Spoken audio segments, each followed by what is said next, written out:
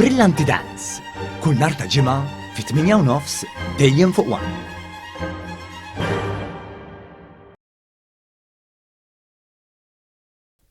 Il-Korporazzjoni għas-Servizzi tal-Ilma għaddejja bl-ewwel fażi ta' proġett estensiv sabiex tkabbar is-sistema ta' dranaġġ f'Bir Żebbuġa biex din tilqa' l-ħtiġijiet tal-lum u tal-futur għar-residenti f'din il-lokalità. Il-Korporazzjoni spjegat li dan huwa biss wieħed minn fost 4 proġetti ewlenin li qed tagħmel madwar il-pajjiż biex issaħħaħ l-infrastruttura ta' dranaġġ b'investiment totali li mistenni jaqbes is-7.5 miljun euro. Ix-xogħlijiet tal-ewwel fażi tal-proġett f'Bir Żebbuġa b'investiment ta' 300,000 euro jinkludu katusi ġodda ta' dranaġġ fi Triq iż-Żibra. Il-kap eżekuttiv tal-Korporazzjoni Karl Cielja spjega li fit-tieni fażi tal-proġett bl-għajnuna ta' fondi tal-Unjoni Ewropea, il-Korporazzjoni qed tippjana li tinstalla katusi kbar ġodda taħt l-art max-xatt fit-Triq San Patrizju li tiqpa' sejra sal-inħawi tal-Port il-Ħieles.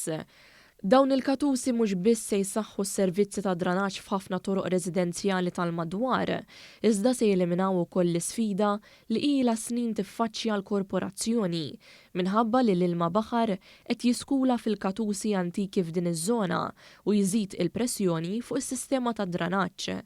Fl-aħħar nett b'dan il-proġett se jkun aktar faċli li dranaġġ jitwassal f'impjant ta' tisfija ta' dranaġġ f'Tabarkat biex jiġi trattat u jinbidel fil-ma tajjeb għat-tisqija.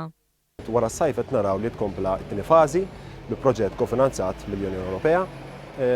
Il-proġett ħajkun il-proġett ta' Pretty Bay fejn qed naraw li ħankunu nbidlu il-mejn prinċipali ta' dranaġġ tagħna li jagħti għall-impjant ta' barkat tagħna li fih nkunu qed niżguraw illi nevitaw li ma jkunx hemm introjtu tal-ma baħar ġo sistema ta' dranaġġ tagħna.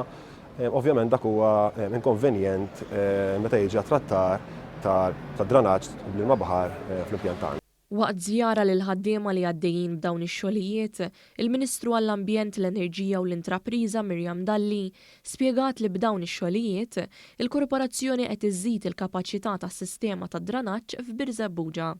Qegħdin naraw li għandna ċertu lokalitajiet fejn popolazzjoni qed tikber u allura rridu nilqgħu għal dik id-domanda hawnhekk f'Bir Żebbuġa qegħdin naraw li permezz ta' dan il-proġett pereżempju inkabbru l-kapaċità b'40%. Però fl-istess ħin naraw li nindirizzaw sfidi li jkunu jeżistu minn lokalità l-oħra.